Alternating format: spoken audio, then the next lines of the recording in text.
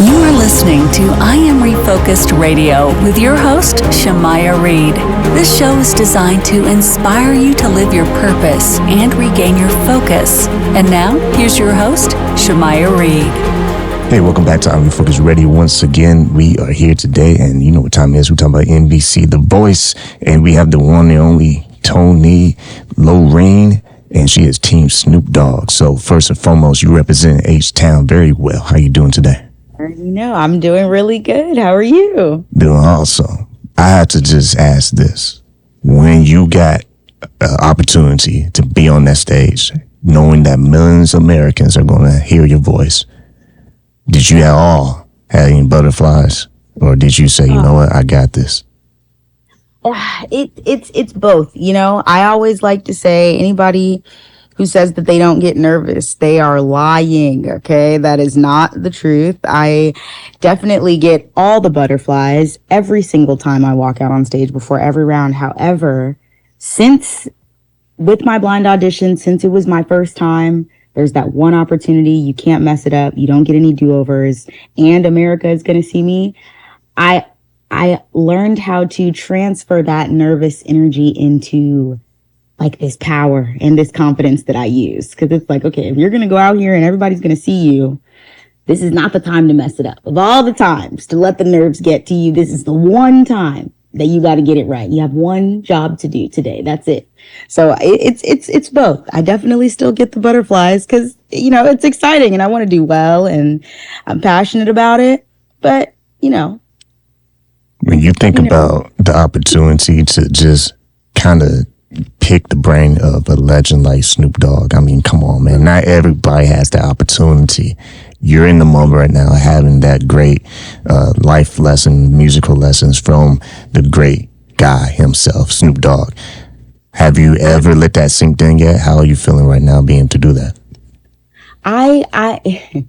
It has been an unbelievable experience. I never would have thought that getting on the show and even getting to be on Team Snoop, I didn't know that we would actually get to form a bond. I didn't know that I would actually get to talk to him and receive information and lessons and learn from him about this industry, like that true help with my artistry. I didn't know if that would be a thing or, you know, if TV is just for TV, but that is not the case with Snoop. Like, you really are brought into this family that is a lifelong thing, and they work with us and he teaches us, you know, he puts us on game. He helps us understand that even though we're on the show right now and we're appealing to America, you know, us being here, it's not for nothing.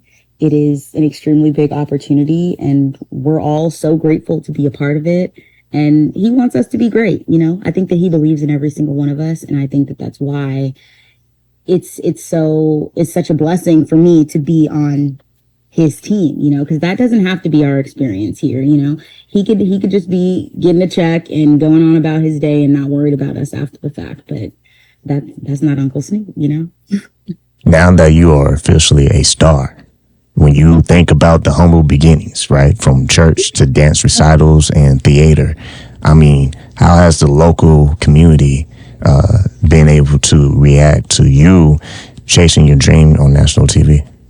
Oh, listen, my people are so extremely excited for me. It is so humbling, honestly, to see my city just show up for me in this way that I would have never thought would be a thing, you know. There are people that I went to high school with, old teachers, old doctors, old babysitters, you know, people from way back in the day, old directors from theaters, everybody that is just so excited to support in this moment. People I haven't talked to in years, but even though we haven't talked, you know, they're still excited for me and happy to see someone that they know from their city doing what they love. And it's even more, it makes me a little emotional. It's even more special for me because people are seeing me do the thing that they've always seen me do. And they never saw me stop. They never saw me give up. And then they get to experience along with me the process of everything just finally coming to fruition. You know, it's so beautiful and I'm so grateful. We're talking to Toni Lorene this morning, NBC The Voice team Snoop Dogg. Man, when you paint, or can you paint the picture rather, of what the vibe is when you're in rehearsal with Snoop, and what are some of the things that you appreciate most from his feedback? I appreciate that Snoop's feedback comes from a place of just feeling the music and how the music makes him feel, you know? Snoop isn't one that is just for any particular genre or anything, you know? He just goes based off of how it makes him feel. If it made him feel good, then he's gonna let you know. And if he feels like he could have done a little more, he will let you know that as well. And he also works really well with our mentors that he brings along on the show. You know, they give their feedback based off of their background in music, and Snoop's feedback is always usually coming from a place of, you know, I got my experience in this industry. This is what I know to work. This is what I know people to enjoy receiving. And this is what I think would help you be victorious in these next rounds. And it's always true.